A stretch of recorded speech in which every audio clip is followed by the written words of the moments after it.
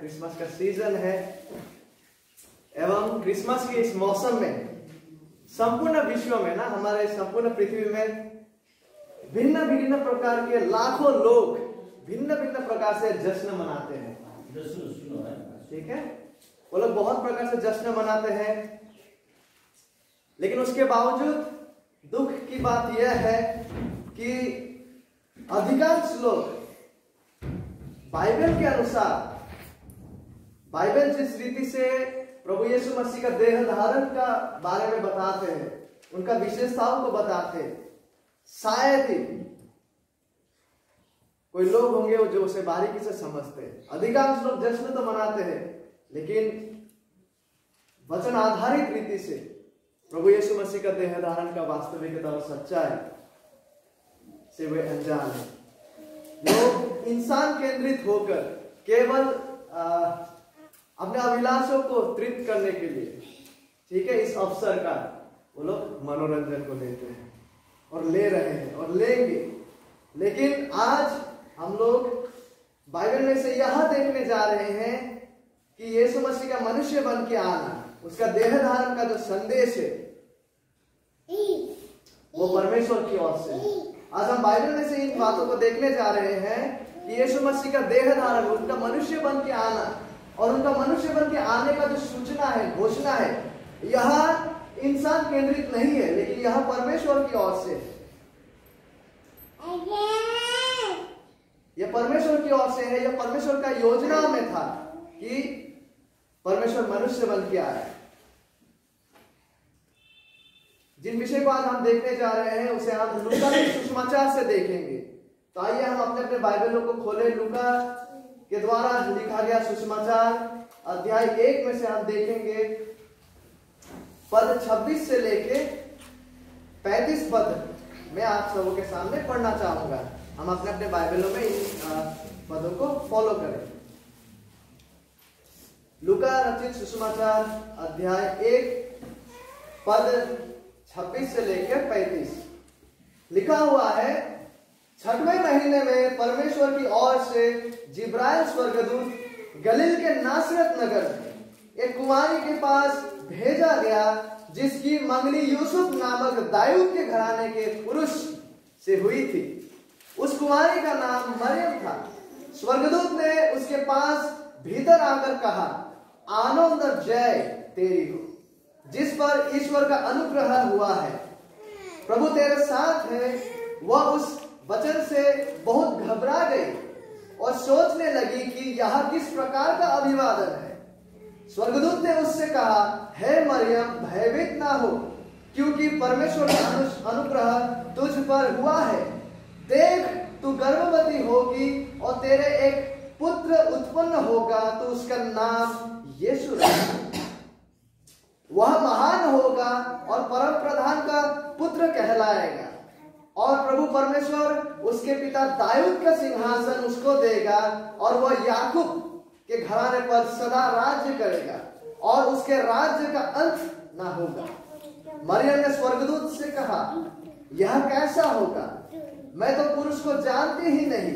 स्वर्गदूत ने उसको उत्तर दिया, पवित्र आत्मा तुझ पर उतरेगा और परम प्रधान की सामर्थ्य तुझ पर छाया करेगी, इसलिए यह पवित्र जो उत्पन्न होने वाला है परमेश्वर का पुत्र कहलाएगा। यह परमेश्वर का वचन है। और जितने भी पदों को आज मैंने पढ़े हैं, इन्हें हम लोग 2 भागों में देखने वाले हैं।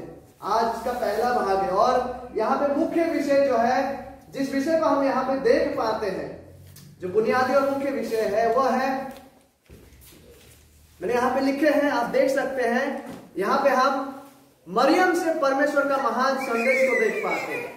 मरियम से परमेश्वर का महान संदेश को देख पाते हैं। इन पदों में परमेश्वर का जो संदेश है, परमेश्वर का जो घोषणा है, विशेष जो संदेश है, उसे हम देख पाते हैं, जो वह स्वर्गदूत के द्वारा मरियम से कहते हैं। ठीक है, और आगे आगे हम यह भी देखने वाले हैं यहाँ पे कि यह जो संदेश है, यह जो सच्चाई जो घटने जा रहा था, यह परमेश्वर का अनंत योजना है। और साथ ही साथ यहाँ पे हम देखने जा रहे हैं कि जब हम इस लेख में प्रवेश करते हैं, हम वहां पे सर्वप्रथम परमेश्वर का दूत को देख पाते हैं। और साथ ही साथ परमेश्वर के चुने हुए व्यक्ति को हम वहां देख पाते हैं, और परमेश्वर का अनुग्रह का वास्तविकता और सच्चाई को हम वहां देख पाते हैं। और आखिरकार वहां पे परमेश्वर के पुत्र के जन्म और उनके महानता का घोषणा को हम इन पदों में देख पाते हैं। तो आरंभ करते हैं परमेश्वर का अनंत योजना से। देखिए, जिन विषय को मैंने आज आपके सामने पढ़े हैं, यीशु मसीह का परमेश्वर का देह धारण का विषय को, परमेश्वर का देह धारण होने का जो घोषणा का विषय को, ये अचानक से नया नियम में आरंभ नहीं होता है। ये जो बातें हैं, यीशु मसीह का जन्म को लेकर जो बातों का घोषणा करना, जो संदेश को जो लाना कि परमेश्वर मनुष्य बन के आएंगे, इस महान सुसमाचार का जो घोषणा है, इसका शुरुआत नया नियम से नहीं होता है। यह पहले बार नहीं है, लेकिन संपूर्ण बाइबल के बुनियाद पर हम यह कह सकते हैं कि यह जो परमेश्वर का यह योजना है, यह सृष्टि से पहले ही परमेश्वर ने तय किए थे। परमेश्वर ने अपना संपूर्ण पवित्र ज्ञान और प्रज्ञा के अनुसार इस योजना को उन्होंने ठहराया। बताइए, कौन सिवाय परमेश्वर के इस रीति का योजना को बना सकते हैं? कौन बगैर परमेश्वर के, बगैर बाइबल के परमेश्वर के ऐसा योजना को ठहरा सकते हैं, ऐसा मनसा को बना सकते हैं? कौन मनसा? कि परमेश्वर कुंवारी गर्भधारण के द्वारा मनुष्य के बीच में प्रवेश करेंगे। कौन ठहरा सकता है ऐसा योजना को? कौन ठहरा सकता है ऐसा युक्ति को? और कौन सफल कर सकता है ऐसे युक्तियों को, अगर वो परमेश्वर नहीं तो? कि परमेश्वर मनुष्य के बीच में आएंगे, लेकिन कुमारी गर्भधारण के द्वारा। कि मनुष्य के बीच में परमेश्वर आएंगे कुमारी गर्भधारण के द्वारा, और मनुष्य के लिए, अपने लोगों के लिए उद्धार को हासिल करेंगे। कौन ऐसा महान योजना का तय कर सकते हैं? कौन ऐसा महान योजना को बना सकते हैं और सफल कर सकते हैं, अगर वो परमेश्वर नहीं तो? केवल परमेश्वर और बाइबल का परमेश्वर से ही यह मुमकिन है, और उन्होंने इसको मुमकिन बनाया है। इसलिए जिन जिन पदों का आपके सामने आज पढ़ा गया, इन घोषणा का सच्चा है, जो घटना घटने जा रहा है यीशु मसीह का देह धारण में, इसका योजना को हम परमेश्वर में ही देख पाते हैं, क्योंकि सिवाय परमेश्वर के कोई और नहीं थे जो इस रीति का योजना को बना सकते हैं, जो इस रीति का योजना को क्रियाशील कर सकते हैं। और हम परमेश्वर के इसी योजना को परमेश्वर की इच्छा के अनुसार इतिहास में धीमे से धीमे इस योजना को इस योजना का खुलासा को पाते कि परमेश्वर समय में उनकी इच्छा के अनुसार धीमे से ही सही इस योजना का वो खुलासा को करते हैं लोगों के बीच में। और जिस हिस्से में आज आप पहुंचे हैं, जहां पे यीशु मसीह का देह धारण का सच्चाई को बताया जा रहा है, इसका सूचना को दिया जा रहा है, वो आज ही पहले बार घोषणा नहीं हो रहा नया नियम में। यह परमेश्वर का योजना में था सृष्टि से पूर्व, और समय में परमेश्वर को जैसा अच्छा लगा, परमेश्वर को जब लगा कि यह सही है, उन्होंने इस योजना को क्रम अनुसार धीमे से धीमे लोगों के सामने प्रकाश करते गए। और जब हम उत्पत्ति से ही पढ़ने लगते हैं ना, तो इस प्रतिज्ञा को, भविष्यवाणी को हम उत्पत्ति से ही देखने लगते हैं। फॉर एग्जाम्पल मैं पढ़ना उत्पत्ति 3:15 पद, उत्पत्ति 3:15 पद समय में ही आप देख पाते हैं परमेश्वर इस योजना के बारे में घोषणा करते हैं। उत्पत्ति 3:15 पद में लिखा हुआ है, और मैं तेरे इस स्त्री, ये उस समय घट रहा है जब आदम हव्वा ने पाप कर चुके। उसके बाद परमेश्वर उस सर्प से अभिशाप देते हैं, स्त्री से, पुरुष से। ये उस समय का ये कथन है। उत्पत्ति 3:15 पद, यहोवा इन बातों को कह रहा है, और मैं तेरे और स्त्री के बीच में, यहोवा सांप से, यानी सांप के पीछे जो शैतान है, उनसे ये बातों को कह रहा है, और मैं तेरे और स्त्री के बीच में और तेरे वंश और इसके वंश के बीच में बैर उत्पन्न करूंगा, वह तेरे सिर को कुचल डालेगा और तू उसकी एड़ी को डसेगा। यहां पे हम ऑलरेडी नया नियम से बहुत पहले ही इस भविष्यवाणी को पाते। कौन सा भविष्यवाणी? कि स्त्री से होकर एक बीज आने वाला है, स्त्री से होकर एक बीज उत्पन्न होगा, आने वाला है, जो आखिरकार उस शैतान और शैतान का कार्य को क्रूस पर क्रूसिफिक्स करने जा रहा है, उस पाप के ऊपर विजय पाने वाला है, शैतान के ऊपर विजय पाने वाला है। इस प्रतिज्ञा को हम बहुत पहले पुराना नियम नहीं देख पाते, और जैसे जैसे आप पुराने नियम को पढ़ने लगते हैं, और जब आप विशेषकर यशायाह में आते हैं, यशायाह से भी कुछ पदों को मैं आपके लिए पढ़ना चाहूंगा। यशायाह 7 अध्याय 14 पद में ऐसा बातों को हम पाते हैं, लिखा हुआ है, इस कारण प्रभु आप ही तुमको एक चिन्ह देगा, सुनो एक कुमारी गर्भवती होगी और पुत्र जनेगी और उसका नाम इम्मानुएल रखेगी। देखिए, पुत्र जन्म होने का बाद कुमारी के गर्भ से, ये बात कहा जा रहा है, बहुत पहले ही इनका भविष्यवाणी को दिया गया, क्योंकि यह परमेश्वर का अनंत योजना में ही ये बातें शामिल रहे। और जब हम यशायाह 9 अध्याय में पढ़ने लगते हैं, 6-7 पद हम पाते लिखा हुआ है, ये बातें पुराने नियम में बहुत पहले ही इन बातों को कहा हुआ है, लिखा हुआ है, क्योंकि हमारे लिए एक बालक उत्पन्न होगा। देखिए वही प्रतिज्ञा, हमें एक पुत्र दिया गया है और प्रभुता उसके कंधे पर होगी और उसका नाम अद्भुत युक्ति करने वाला, पराक्रमी परमेश्वर, अनंत काल का पिता और शांति का राजकुमार रखा जाएगा।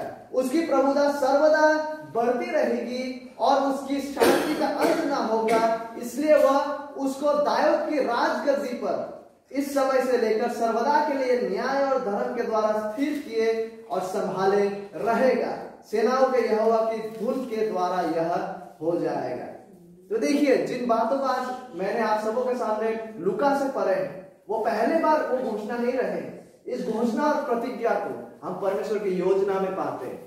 परमेश्वर की योजना जो अनंत काल पूर्व ही आरंभ हो चुके थे, और समय में परमेश्वर ने इस घोषणा को, इस भविष्यवाणी को, इस प्रतिज्ञा को उनके भविष्यवक्ताओं के द्वारा पुराने नियम में ही उन्होंने इसका ऐलान को किया है। ठीक है, तो जिन विषय को आज हम पढ़ रहे हैं वो कोई नया बात नहीं है, लेकिन इसका प्रतिज्ञा को बहुत पहले ही हम देख पाते। लेकिन जिस हिस्से में आज हम आए हैं, जिन पदों को हम आज देखने वाले लूका में, यहाँ पे हम उस प्रतिज्ञा का पूर्णता का बहुत नजदीक में आप पहुंचे हैं। ठीक है, पुराने नियम में तो बहुत पहले कहा गया था, 700 साल पहले, उससे भी अधिक साल पहले, लेकिन लूका में यह प्रतिज्ञा पूरा होने में अभी बस हम लोग बहुत करीब में आप पहुंचे, लगभग अभी पूरा होने जा रहा है। और जब हम लूका 1:26 में प्रवेश करते हैं, हम सबसे पहले वहां पे परमेश्वर की योजना के साथ साथ परमेश्वर के स्वर्गदूत को देख पाते हैं। लूका 1:26 पर, 6वें महीने में परमेश्वर की ओर से जिब्राइल यानी कि गैब्रियल स्वर्गदूत गलील के नासरत नगर में।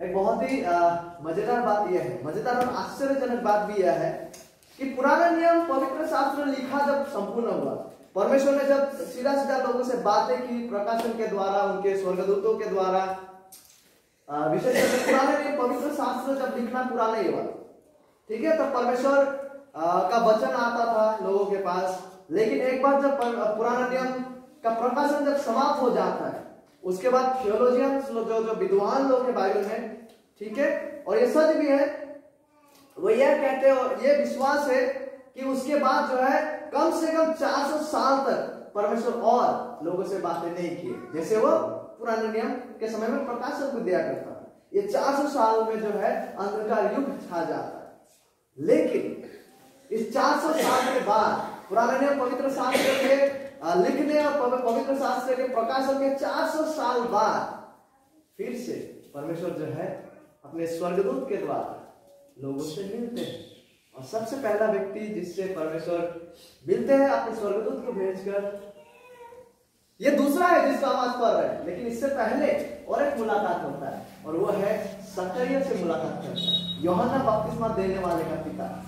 ठीक है, वो मंदिर में काम कर रहा होता है, जो उनका याजक का कार्य है, क्योंकि वो याजक थे, जिसे हम साधारण भाषा में पादरी कह सकते हैं। वो जब अपना क्रियाओं को कर रहे थे तो स्वर्गदूत, यही स्वर्गदूत उनके पास आते हैं और उस समय जकरिया जो थे वो और उनका स्त्री एलिजाबेथ जिनको कहते हैं अंग्रेजी में, वो बुढ़ापे के उम्र में थे और उनका कोई संतान नहीं था। बुढ़ापे के उम्र में थे, कोई संतान नहीं था। तो उस समय जकरिया से परमेश्वर की ओर से यही स्वर्गदूत जो है, परमेश्वर का स्वर्गदूत जिसका नाम जब्रियल है, वह परमेश्वर की ओर से यह प्रतिज्ञा को आके घोषणा करता है कि इस बुढ़ापे का उम्र में भी, जब मनुष्य के द्वारा यह संभव नहीं है संतान को पाना, परमेश्वर की ओर से यह वचन आता है कि एलिशिबा जो है और जकरिया जो है वो एक संतान को पाने जा रहा है। अलौकिक रीति से, और उस संतान का नाम को रखा जाएगा यूहन्ना, जिसके विषय में हम मार्कुस में अध्ययन कर रहे थे, यूहन्ना बपतिस्मा देने वाला। उसके बाद जकरिया से मुलाकात करने के बाद, ठीक है, 400 साल का जो गैप है, उसके बाद पहली बार जकरिया से मुलाकात करते हैं परमेश्वर का दूत। उसके बाद दूसरा जो मुलाकात वो करते हैं, जिसका लेख को हम लूका में पाते हैं, वो है यहाँ पर जिसका हम आज देख रहे हैं। ये दूसरी मुलाकात है जब स्वर्गदूत आते हैं, ठीक है। 26 पद आपसे कहता है कि 6वें महीने में परमेश्वर की ओर से जिब्राइल स्वर्गदूत गलील के नगर, गलील के जो नासरत नगर है वहां पे आते हैं 6वें महीने में, 6th मंथ। अब ये कौन सा 6वां महीना है?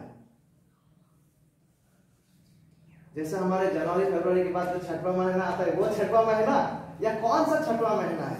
देखिए ये 6वां महीना जो है, यहाँ जकरिया का जो स्त्री है, बुढ़ापे की उम्र में थी, उनका स्त्री एलिशिबा जब 6वें महीना का गर्भवती थी, उस 6वें महीना का बात किया जा रहा है। हमें कैसा पता चलता है? देखिए 1 अध्याय 23-24 पर जब हम पढ़ते हैं, जब स्वर्गदूत जकरिया से आके मुलाकात करते हैं, उसके बाद क्या होता है? पहला मुलाकात करने के बाद लूका 1 अध्याय 23-24 में लिखा हुआ है, जब उसकी सेवा के दिन पूरे हुए, जब जकरिया की सेवा के दिन पूरे हुए तो वो अपने घर चला गया। उसके बाद क्या होता है? 24 पद में, इन दिनों के बाद उसकी पत्नी एलिशिबा गर्भवती हुई और 5 महीने तक अपने आप को यह कह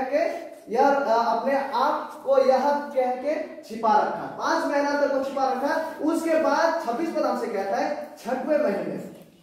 तो ये कौन से 6वें महीने का बात किया जा रहा है? जब एलिशिबा गर्भवती थी, 6वां महीना जब उनका चल रहा है, ये उस दौरान का बात है। तो इस 6वां महीना में क्या होता है? लूका हमसे कहता है कि परमेश्वर की ओर से जिब्राइल स्वर्गदूत, ठीक है, परमेश्वर के दूत वहां आते हैं, और इस स्वर्गदूत का नाम क्या है? जिब्राइल स्वर्गदूत। ये वही स्वर्गदूत है जो जकरिया से मुलाकात किए थे, पहला मुलाकात। इतना 400 साल के बाद में परमेश्वर की ओर से कोई आता है, ये वही स्वर्गदूत है जो दूसरी बार यहाँ नासरत में आ रहा है। यह जिब्राइल स्वर्गदूत जो है, बाइबल में हम इनके साथ और एक स्वर्गदूत को देख पाते हैं, पवित्र स्वर्गदूत, जो गिरे हुए स्वर्गदूत नहीं है, लूसीफर जैसा नहीं है, लेकिन यह पवित्र स्वर्गदूत है। मिखाइल को हम पाते हैं जो योद्धा है, और हम जिब्राइल को पाते हैं, गैब्रियल वो स्वर्गदूत है जो परमेश्वर की ओर से घोषणा और संदेश को लाते हैं, ठीक है। जिब्राइल स्वर्गदूत का मुख्य जिम्मेवारी क्या है? वो परमेश्वर की ओर से परमेश्वर का संवाद, परमेश्वर का संदेश, परमेश्वर का सूचनाएं और घोषणाओं को, अनाउंसमेंट्स को वो लाते हैं। और ये वही स्वर्गदूत है जो जकरिया से मिला था, ठीक है। हम जब लूका 1 अध्याय 19 पद पढ़ते हैं, हम वहां देख पाते हैं जब जकरिया से मुलाकात कर रहा था जिब्राइल स्वर्गदूत, यहां आने से पहले, नासरत में आने से पहले, ठीक है। वहां पे हम पाते हैं स्वर्गदूत ने उसको उत्तर दिया जकरिया को, मैं जिब्राइल हूं। वही स्वर्गदूत है जो जकरिया से मिल रहा है। मैं गैब्रियल हूं जो परमेश्वर के सामने खड़ा रहता हूं, और मैं तुझसे बातें करने और तुझे यहाँ सुसमाचार सुनाने को भेजा गया। जिब्राइल स्वर्गदूत का मुख्य जिम्मेदारी क्या हुआ करते थे? क्या है? परमेश्वर का शुभ संदेश, परमेश्वर का सुसमाचार, परमेश्वर का संदेश का ऐलान या घोषणा करना। वो उसी के लिए आया था जकरिया के पास, और उसी कार्य के लिए वो यहाँ पे आया है नासरत में। कुछ समय बाद हम लोग देखने जा रहे हैं और क्या क्या होने वाला है, ठीक है। तो यहाँ परमेश्वर का पवित्र स्वर्गदूत है। देखिए, और बहुत ही इंटरेस्टिंग बात यह है कि ये जो स्वर्गदूत है, लूका 1 अध्याय 26 पद हमसे कहता है, लूका 1 अध्याय 26 पद का पहला हिस्से में देखिए, 6वें महीने के बाद, 6वें महीने में परमेश्वर की ओर से जिब्राइल स्वर्गदूत, ये जब जिब्राइल स्वर्गदूत जो था वो परमेश्वर की ओर से वो आए हैं। वो अपनी ओर से नहीं आया, ना किसी मनुष्य की ओर से आया, वरन ये जिब्राइल स्वर्गदूत जो है, गैब्रियल स्वर्गदूत, वो परमेश्वर की ओर से आया है। परमेश्वर ने उसे भेजा है, और जो संदेश को जिब्राइल ला रहा है, गैब्रियल स्वर्गदूत, वो उसका अपना संदेश नहीं है, लेकिन वो परमेश्वर की ओर से, परमेश्वर का शुभ समाचार, परमेश्वर का संदेश वो लेकर यहाँ पे आया है। स्वयं परमेश्वर का संदेश को वो घोषणा करने के लिए यहाँ पे आया है। तो जिन बातों को जिब्राइल स्वर्गदूत लेके आ रहा है, जिसकी ओर से जिब्राइल आ रहा है, वो परमेश्वर है, परमेश्वर ने उन्हें भेजा। इसलिए जो संदेश को जिब्राइल स्वर्गदूत अभी सुनाने वाला है कुछ देर में, वो किसका संदेश है? परमेश्वर का संदेश। यही बात उसने सकरिया को भी कहा था, है नहीं, कि मैं परमेश्वर की ओर से परमेश्वर का सुसमाचार सुनाने के लिए आया। तो जिब्राइल स्वर्गदूत जो है वो पवित्र स्वर्गदूत जो परमेश्वर की ओर से, परमेश्वर की तरफ से संदेश, शुभ समाचार को लेकर ना ही केवल सकरिया के पास गया था पहले बार, लेकिन दूसरी बार इस अध्याय में वो इस स्थान में आते हैं। वो परमेश्वर के उपस्थिति से, हम कह सकते हैं स्वर्ग से वो आते हैं, परमेश्वर की ओर से समाचार को लेकर, संदेश को लेकर। और वो कहाँ आते हैं? बाइबल हमसे कहता है लूका 26 पद में, वो गलील के नासरत नगर में, गलील के नासरत नगर में। पिछले हफ्ता हम लोग को पता था कि गलील का जो नसरत है वो क्या है, हम लोगों ने मार्कुस से भी देखे थे। देखिए ये गलील जो जगह है, बाइबल हमसे कहता है मत्ती 4 में कि यह अन्य जातियों का गलील है। मतलब ये एक ऐसा स्थान हुआ करता था जहां पे अधिकांश लोग यहूदी नहीं थे। इस जगह में जो है अधिकांश लोग अन्य जाति से बिलोंग करते थे। और इस गलील जगह में और एक जगह था इसी गलील में, और वो क्या है? नसरत है। और उसी नसरत नगर में जो है यह दूत आते हैं। देखिए नसरत जो है, पिछले बार हम लोगों ने देखे थे, नसरत उतना मूल्यवान, बहुमूल्य जगह नहीं हुआ करता था उन दिनों में। नसरत जो जगह है वो उतना कीमती जगह नहीं हुआ करता था। लोगों का दृष्टि नसरत की ओर कैसा था? नसरत जो है वो मूल्यहीन जगह हुआ करता था, महत्वहीन जगह हुआ करता था। इसलिए प्रभु यीशु मसीह का एक शिष्य तो ये भी कहे थे, जब हम यूहन्ना में पढ़ते हैं, कि क्या कोई अच्छी वस्तु नासरत से आ सकते हैं? नासरत उस समय में उतना महत्वपूर्ण जगह नहीं हुआ करता था। और यरूशलेम स्थान से नासरत जो था वो 70 मील उत्तर की दिशा में हुआ करता था, उत्तर की दिशा में। तो हमने देखा लूका 26 से कि परमेश्वर के दूत जो है वो परमेश्वर की ओर से शुभ समाचार, संदेश को लेकर वो गलील के नासरत में वो आते हैं। और हम अभी देखने जा रहे हैं वो किसके पास आते हैं। परमेश्वर का दूत जो है वो परमेश्वर के चुने हुए व्यक्ति के पास आते हैं। ठीक है, परमेश्वर का दूत जो है परमेश्वर की ओर से शुभ वार्ता को लेकर परमेश्वर के चुने हुए व्यक्ति के पास आते हैं। और इस व्यक्ति का जिक्र को हम लूका 1:27 पद में पाते हैं। लिखा हुआ है कि जब स्वर्गदूत आते हैं गलील के नासरत नगर में, एक कुंवारी के पास उसे भेजा। परमेश्वर ने कुंवारी के पास भेजा जिसकी मंगनी यूसुफ नामक दाऊद के घराने के एक पुरुष से हुई थी। उस कुंवारी का नाम मरियम था। तो जिस व्यक्ति के पास परमेश्वर ने अपना दूत को भेजा, ठीक है, जिस व्यक्ति के पास परमेश्वर ने अपना दूत को भेजा इस संदेश को सुनाने के लिए। कौन सा संदेश? कि परमेश्वर का पुत्र जो है आलोक की से इस पृथ्वी में आने वाला है। इस संदेश को सुनाने के लिए, इस सच्चाई का घोषणा करने के लिए परमेश्वर का दूत जो है परमेश्वर के चुने हुए जन के पास आते हैं। और परमेश्वर का चुने हुए जन कौन है? वो एक कुंवारी जो है युवती है। एक कुंवारी के पास उसे भेजा गया।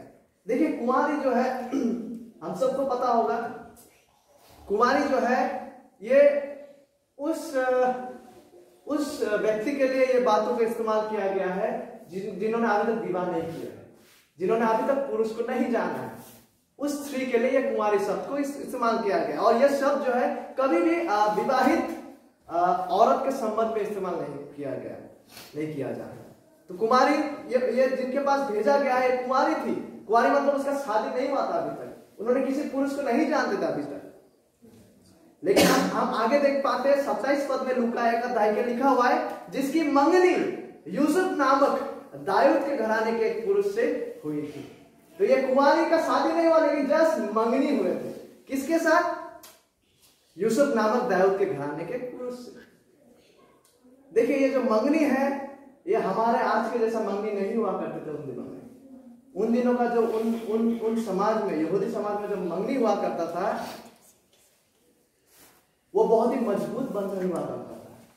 ठीक है, और वो बहुत ही बाध्यकारी और कानूनी संबंध हुआ करता था।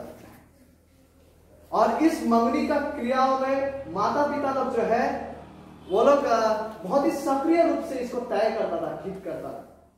और ये जो संबंध हुआ करता था ये बहुत ही मजबूत संबंध हुआ करता था। ऐसा नहीं कि चलो कोई भी मंगनी करेगा, एक महीना बाद चलो जब चाहे तोड़ लिया, नहीं, ये रिश्ता बहुत कानूनी रूप से भी मजबूत हुआ करता है। इसलिए आप देखेंगे जब हम मत्ती में पढ़ने लगते हैं, इनका मंगनी ही जस्ट हुआ था, उसके बावजूद यूसुफ को उसका पति कहकर बुलाया जाता। इतना स्ट्रांग हुआ करता था उन दिनों में यह संबंध, मंगनी, ठीक है। तो उनका जो है इस कुंवारी का मंगनी हुआ था। और इस संबंध को तोड़ने के लिए, क्योंकि यह संबंध इतना ही मजबूत हुआ करता था, कानूनी रूप से भी, सामाजिक रूप से भी, आपस में, इसलिए इस संबंध से अगर कोई निकल के आना भी चाहे ऐसे नहीं निकल सकता था। उन्हें सटीक रीति से त्याग पत्र देने के बाद, कानूनी रूप से त्याग पत्र देने के बाद ही वो इस रिश्ते से निकल पाते थे। ये इनका जो मंगनी था वो इतना मजबूत संबंध हुआ करता था। और मंगनी और विवाह के बीच में कम से कम लगभग 1 साल का अंतर हुआ करता था, 1 साल का समय हुआ करता था मंगनी और विवाह के बीच में। और ये 1 साल का समय इसलिए दिया जाता था, बहुत संभावित, ताकि ये 1 साल का दौरान जिन दोनों का मंगनी हुआ है, पुरुष और स्त्री, ताकि स्त्री अपना विश्वसनीयता को प्रकट करे इन 1 साल में, कि वो अपना ईमानदारी को प्रकट करे उस पुरुष के प्रति।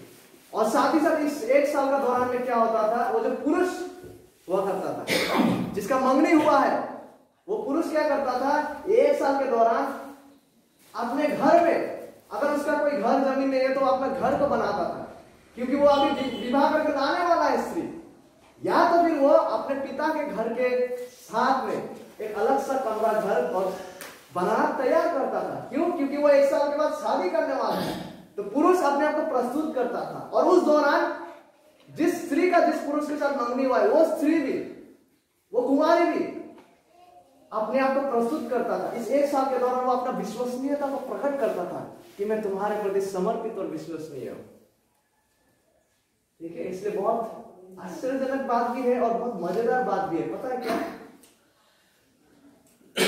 कलीसिया को यीशु मसीह का दुल्हन कहा गया है। और पता है यीशु मसीह ने क्या कहा, कि पहला आगमन में जब आते हैं वो अपने लोगों से कहते हैं कि मैं तुम्हारे लिए स्थान तैयार करने जा रहा हूं और दोबारा तुम्हें लौट के लेने के लिए आऊंगा। और फिर हम मत्ती में देख पाते हैं कि 5 कुमारी लोग रहते हैं और ब्याह करने के लिए जो है पुरुष आते हैं, जहां पे यीशु मसीह अपना चित्रण को देते हैं कि वो पिता के पास घर को बना रहा है, अपने लोगों को ले जाने के लिए, अपने दुल्हन को ले जाने के लिए, आखिरकार विवाह का मेज है। तो उन दिनों में यीशु मसीह यहूदी परंपरा को लेकर इस दृष्टांत को भी कह रहा था। तो उनके बीच में यहूदियों के समाज में ये बहुत ही मजबूत मंगनी का बंधन हुआ करता था, जहां पे पुरुष जो है अपने आप को तैयार करता था विवाह करके लाने के लिए, और स्त्री उसी दौरान अपना विश्वसनीयता को प्रदर्शित करते थे, ठीक है। तो इस कुमारी का मंगनी किसके साथ हुआ था? कौन है वो व्यक्ति? उस युवक का नाम है यूसुफ, जोसेफ। और ये जोसेफ जो है वो दाऊद के, राजा दाऊद के घराने के, राजा दाऊद के वंश का एक पुरुष थे। और यूसुफ जो नाम है, इस यूसुफ नाम का अर्थ जो है वो बहुत ही इंटरेस्टिंग है। यूसुफ नाम का अर्थ है उसके अनेक पुत्र हो। यूसुफ नाम का जो अर्थ है उसके अनेक पुत्र हो। और यूसुफ के विषय में जो महत्वपूर्ण बातें यहाँ पर कहा गया है, महत्वपूर्ण सच्चाई वो ये है कि यूसुफ जो है मोस्ट इंपोर्टेंटली वो राजा दाऊद के वंशज से था, राजा दाऊद के घराने से था। क्यों यह महत्वपूर्ण है? ये इसलिए महत्वपूर्ण है क्योंकि जो मसीहा को आना था उसे दाऊद का वंशज से होकर आना था। दाऊद, जैसे कि हम सबको पता होगा, इजराइल का एक जमाने का महान राजा वो हुआ करते थे। यूसुफ उसी का वंशज का एक पुरुष था। जब हम मत्ती 1 में पढ़ते हैं, हम वहां पे वंशावली को देख पाते हैं, कैसे अब्राहम से होकर, दाऊद से होकर यूसुफ आते हैं। लेकिन एक मजेदार बात यह है कि यीशु मसीह जो है वो यूसुफ का नेचुरल बायोलॉजिकल जो है, जैसे हम लोग आते हैं इस पृथ्वी में, लेकिन यीशु मसीह उस तरह से यूसुफ का बेटा नहीं था। वो नेचुरली यीशु मसीह का जन्म नहीं होता है, लेकिन अलौकिक रीति से पवित्र आत्मा के द्वारा। उसके बावजूद यूसुफ जो है यीशु मसीह का पिता थे। कैसे? कानूनी रूप से, गोद लेने के द्वारा, लीगली जो है गोद लेने के द्वारा जो है यूसुफ जो है वो यीशु मसीह का पिता थे। और हम यहाँ पे देख पाते हैं कि परमेश्वर का चुना हुआ जन के पास परमेश्वर का दूत आते हैं, और वो चुना हुआ जन कौन है? वो कुमारी है जिसका मंगनी हुआ यूसुफ के साथ। और हम ये भी देख पाते हैं यहाँ पे लूका 1:27 में उस कुमारी का नाम जो है मरियम था। Her name is Mary. और मरियम जो है मिरियम, वही नाम जो मूसा और एरोन का बहन का भी हुआ करता था पुराने नियम में। ये बहुत ही कॉमन नाम था उन दिनों में यहूदी समाज में। और मरियम नाम का अर्थ है जिसको ऊंचा किया गया, जिसको एक्सॉल्ट किया गया है। और मत्ती 1 में हम जोसेफ यूसुफ का वंशावली को पाते हैं कि कैसे वो दाऊद के घराने से होके आता है। वो मत्ती में हम पाते, लेकिन लूका में जब हम पढ़ते लूका 3 में, वहां पे हम मरियम का वंशावली को पाते, मरियम का, यीशु मसीह का माता का। और वहां भी हम ठीक यही बातों को पाते कि मरियम भी दाऊद का ही वंशज से होके आया है। तो दोनों तरफ से ही यीशु मसीह जो है वो शाही घराने का पुत्र है। दोनों तरफ से, मां के तरफ से भी वो राजा दाऊद के वंशज से है, और पिता की ओर से भी वो राजा दाऊद के वंशज से है। तो परमेश्वर का दूत, परमेश्वर के चुने हुए व्यक्ति कुंवारी मरियम के पास आते हैं। और लूका 1:28 में जब हम आते हैं, वहां पे हम देख पाते हैं कि परमेश्वर की ओर से, परमेश्वर का जो दूत है वो परमेश्वर के चुने हुए व्यक्ति के पास परमेश्वर का आशीष और अनुग्रह का वचन लाते हैं। ठीक है? परमेश्वर का दूत परमेश्वर के चुने हुए व्यक्ति के पास परमेश्वर का आशीष और अनुग्रह की वचन को लाते हैं। लूका 1:28 से जब हम पढ़ने लगते हैं, देखिए लिखा हुआ है, स्वर्गदूत ने उसके पास, यानी कि उस कुमारी के पास जिनका नाम मरियम है, गलील के नसरत में वो रहती थी, उसके पास भीतर आकर कहा, आनंद और जय तेरी हो जिस पर ईश्वर का अनुग्रह हुआ है, प्रभु तेरे साथ है, प्रभु तेरे साथ है। बहुत संभावित मरियम शायद अपना घरेलू कार्य को कर रहे थे जब स्वर्गदूत वहां पे आते हैं।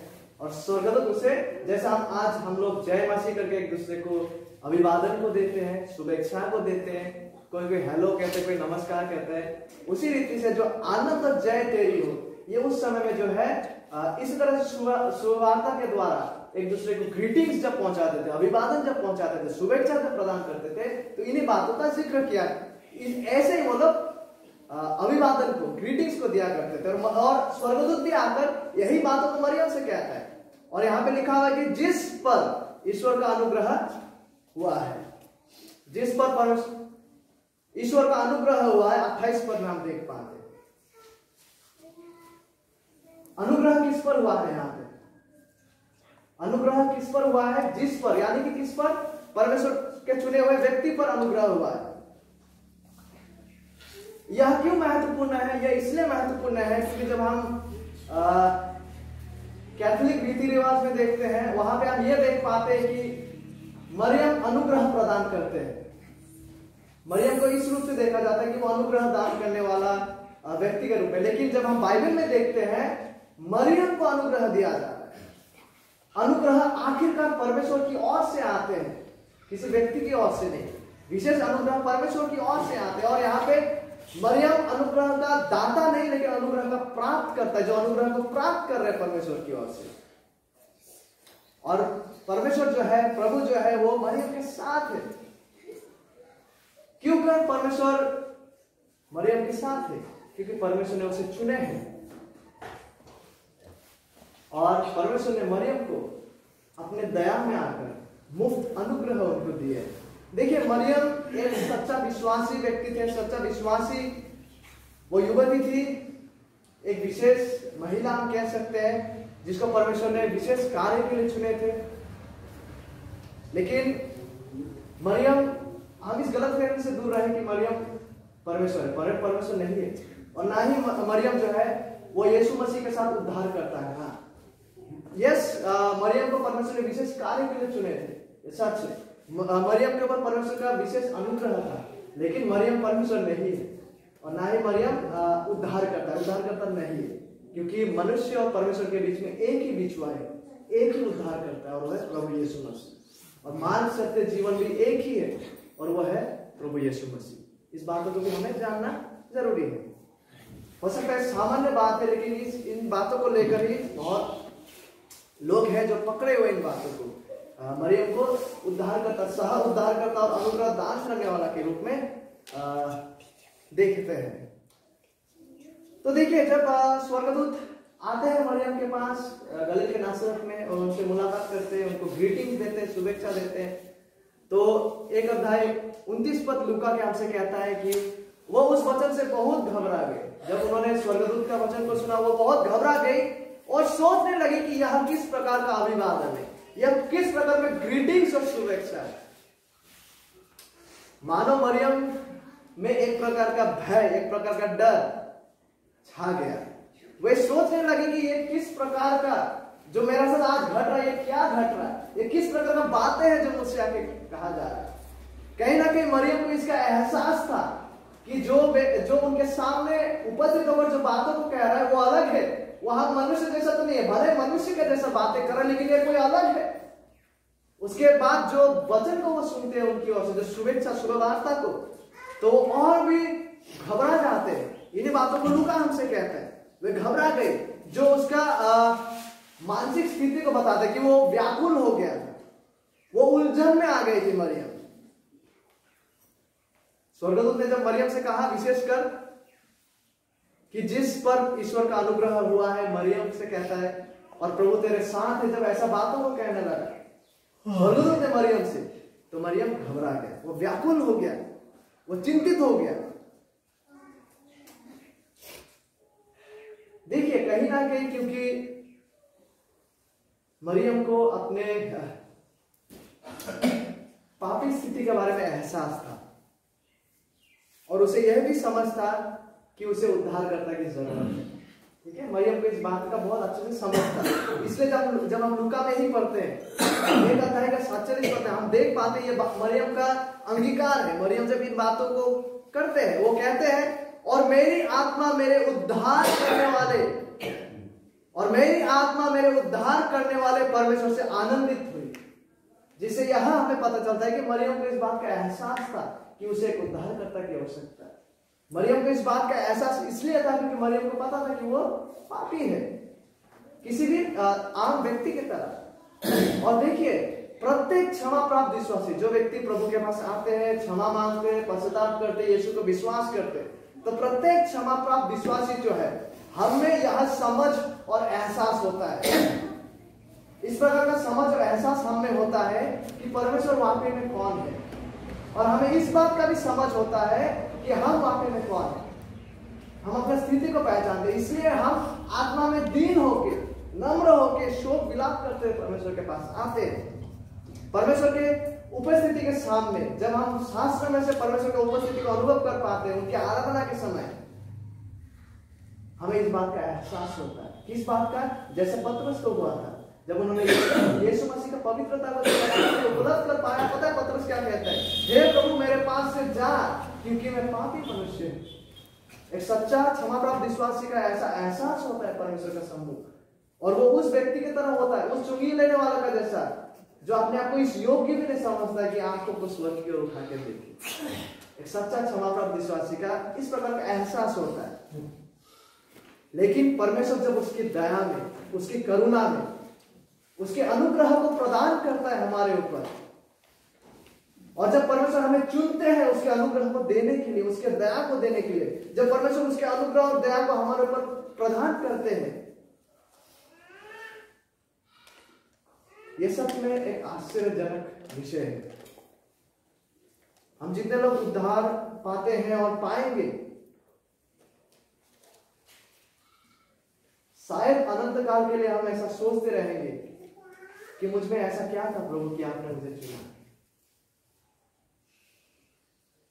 क्योंकि यदि आज हम यहाँ पर हैं, हम इसलिए यहाँ पे नहीं है कि हम बाकी लोग से 10 कदम ज्यादा चतुर आते हैं।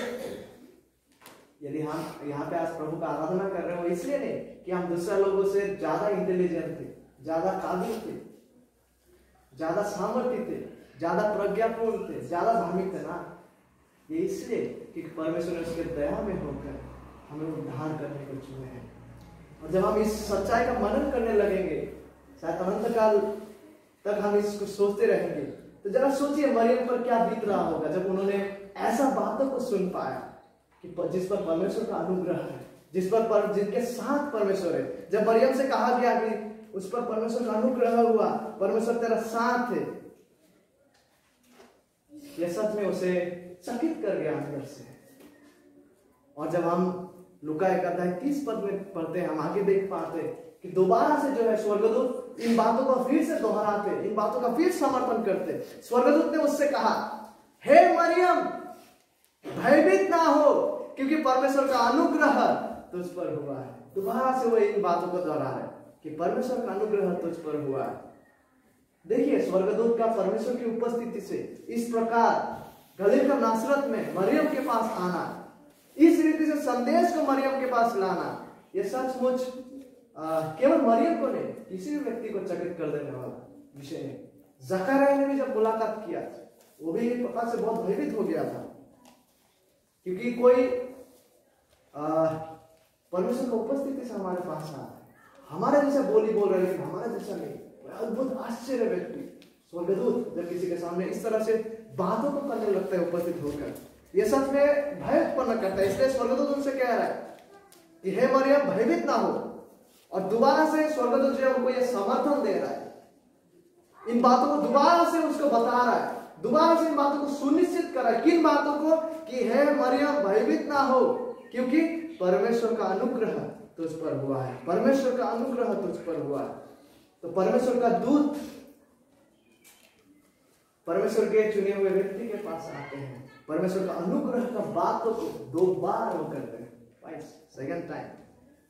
देखिए क्यों करके परमेश्वर का अनुग्रह मरियम के ऊपर था, क्यों करके परमेश्वर का विशेष अनुग्रह मरियम के ऊपर था, और क्यों करके परमेश्वर का अनुग्रह किसी भी व्यक्ति जो उद्धार पाते उसके ऊपर होते हैं। यह मुख्य रूप से इसलिए नहीं कि हम उस अनुग्रह के हकदार हैं, ये इसलिए नहीं कि हमने उस अनुग्रह को कमाया है, इसलिए नहीं कि हमने उस अनुग्रह को खरीदा है। मरियम को यह विशेष अनुग्रह इसलिए नहीं दिया गया कि उसने इस अनुग्रह को कमाया है। कोई भी मनुष्य परमेश्वर से अनुग्रह का हकदार नहीं है, क्योंकि अनुग्रह शब्द का मतलब ही है कि किसी का ऊपर उपकार किया जाना, जिस उपकार का वो कभी भी योग्य नहीं थे, यही अनुग्रह का अर्थ है। परमेश्वर ने मरियम पर अनुग्रह और दया किया, विशेष अनुग्रह किया, क्योंकि परमेश्वर को यही अच्छा लगा, क्योंकि परमेश्वर ने अनुग्रह देने को चुना। ठीक है, क्योंकि परमेश्वर ने अनुग्रह देने को चुना। यह मरियम या हमारी योग्यता नहीं, लेकिन परमेश्वर का चुनाव। परमेश्वर चुनते हैं अनुग्रह देने, और यह हमारे गुण नहीं जिसकी वजह से हम परमेश्वर का अनुग्रह को पाते हैं, वरन यह परमेश्वर की तरफ से एक उपहार है, एक दान है जब वो किसी को अनुग्रह देते हैं, विशेष अनुग्रह देते हैं। इसी रोमी में जब हम पढ़ते हैं हम देख पाते हैं, अतः यह ना तो चाहने वाले की ना दौड़ने वाले की, परंतु दया करने वाले परमेश्वर की बात है जब वो किसी को अनुग्रह देते हैं। कुछ हद तक मरियम जो है कुंवारी युवती मरियम को इसका एहसास था, और सचमुच मरियम जो है जब हम आगे पढ़ने भी लगते हैं मरियम के विषय में, इसी अध्याय में हम देख पाते कि मरियम एक सच्चा विश्वासी युवती, एक सच में हम्बल जो है विनम्र व्यक्ति थी। और जब हम परमेश्वर के विशेष अनुग्रह की बात करते हैं, जब हम परमेश्वर के उद्धारदायी अनुग्रह की बात करते हैं, निर्दिष्ट रूप से परमेश्वर का यह विशेष अनुग्रह है। पता है, परमेश्वर का ऐसा विशेष अनुग्रह केवल उनके लिए है। परमेश्वर का ऐसा विशेष अनुग्रह जो है वो केवल उनके लिए है जो यीशु मसीह पर सच्चा विश्वास के द्वारा यीशु को ग्रहण करते हैं। ये केवल उन्हीं लोगों के लिए है जो यीशु मसीह को सच्चा विश्वास करते हैं या उनको सच्चा विश्वास करेंगे।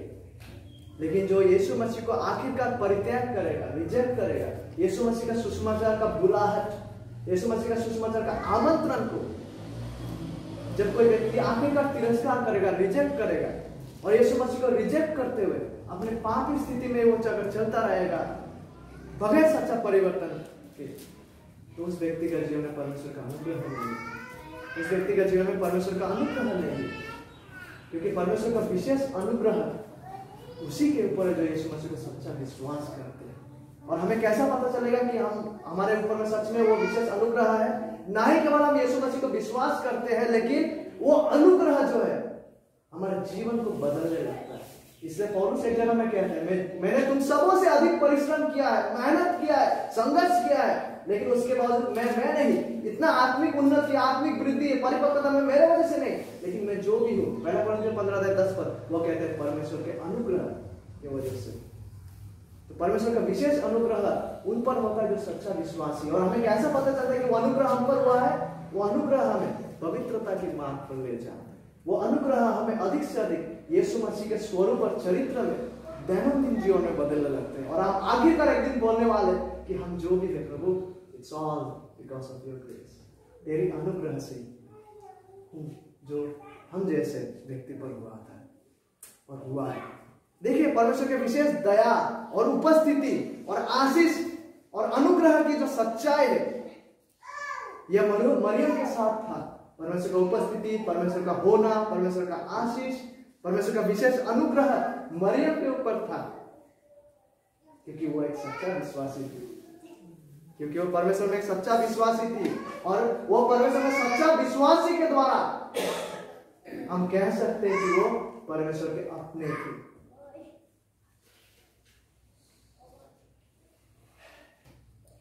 देखिए इतिहास का ये घटना, ये सच्चा, ये ऐलान, ये घोषणा जिसका आज हम देख रहे हैं और जिसको हम आगे भी देखेंगे, ये महान घटना जो है, ये महान घोषणा जो है, ये महान बातें, ये महान सुसमाचार, ये परमेश्वर के अनंत योजना के अनुसार है।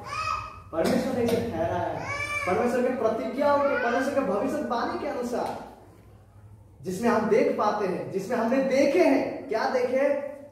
परमेश्वर द्वारा भेजा गया स्वर्गदूत, परमेश्वर की योजना और परमेश्वर के समय में परमेश्वर के द्वारा भेजा गया स्वर्गदूत, जो परमेश्वर के चुने हुए व्यक्ति के पास आते हैं और परमेश्वर के आशीष और अनुग्रह के वचन को बुलाते हैं। और आखिरकार पद 31 से एक अध्याय लूका के हम देखने जा रहे हैं कि परमेश्वर के आशीष और अनुग्रह का वचन को लाते हैं, लेकिन साथ ही साथ परमेश्वर के पुत्र के जन्म और परमेश्वर के पुत्र के महानता का घोषणा को करते हैं। ठीक है, अभी तक में 30 पद तक में मरियम को नहीं पता है कि क्यों उनको विशेष रीति से अनुग्रह दिया गया। मरियम को अभी तक नहीं पता है, उसे पता चलने वाला है। मरियम को अभी तक नहीं पता है कि क्यों परमेश्वर उसके साथ स्पेशल तरीके से है, क्यों परमेश्वर का अनुग्रह और आशीष इस रीति से मरियम के पास है। मरियम को अभी तक पता नहीं है, इस समय तक नहीं पता है। लेकिन कुछ ही क्षण में उसे यह पता चलने वाला है कि क्यों करके परमेश्वर ने उसे चुना, क्यों करके परमेश्वर ने विशेष आशीष, अनुग्रह और उनका उपस्थिति को मरियम के साथ किया।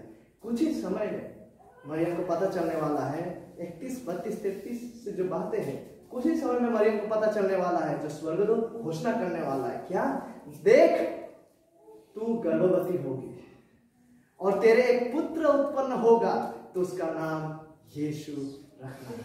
वो महान होगा और परम प्रधान का पुत्र कहलाएगा, और परमेश्वर उसके पिता दाऊद का सिंहासन उसको देगा, और वो याकूब के घराने पर सदा राज्य करेगा, और उसके राज्य का अंत कभी ना होगा। इन बातों को कुछ ही समय मरियम को पता चलने वाला कि क्यों करके परमेश्वर ने विशेष रूप से मरियम को चुने हैं और नियुक्त किए हैं, और अपना आशीष और अनुग्रह को इस रीति से उस पर परमेश्वर ने प्रदान किए हैं। ठीक है, तो इन बातों को हम आने वाले क्षणों में प्रभु की इच्छा होगा तो इन बातों को देखेंगे। तब तक के लिए बने रहिए। आइए हम प्रार्थना करें। प्रभु आपको धन्यवाद।